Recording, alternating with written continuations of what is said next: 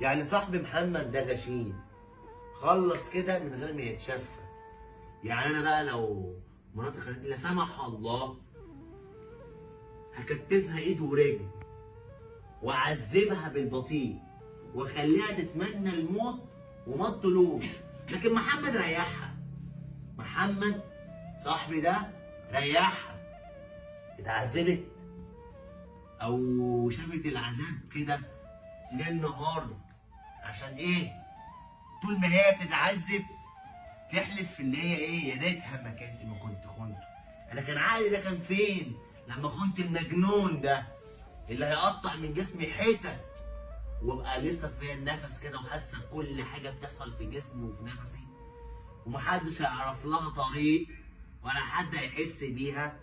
كانت ساعتها ما اقدرش اخون الراجل وثقته فيا، الراجل اللي حنين وبيصرف عليا وبينزل يشتغل عشان يجيب لي الفلوس اللي اكل واشرب بيها.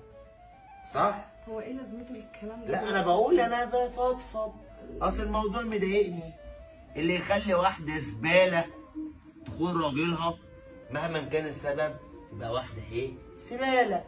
كانت عارفه ايه اللي كانت المفروض تعمله قبل ما يحصل كده؟ لما تجيلها الشعور اللي هي جوزها ده مش جاي خلاص، مش بقى على هواه، تقول له طلقني.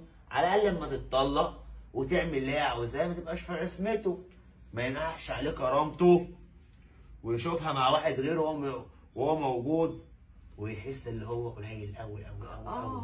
عندك حق يا حسام، طبعا كل كلمه قلتها صح. بس طبعا ما ينفعش تعمل ده لما هتعمل ده وتكرره وفي الاخر تقول انا اروح اقول لجوزي انا عايز اتطلق. لا، ما هي ارتكبت ذنب كبير.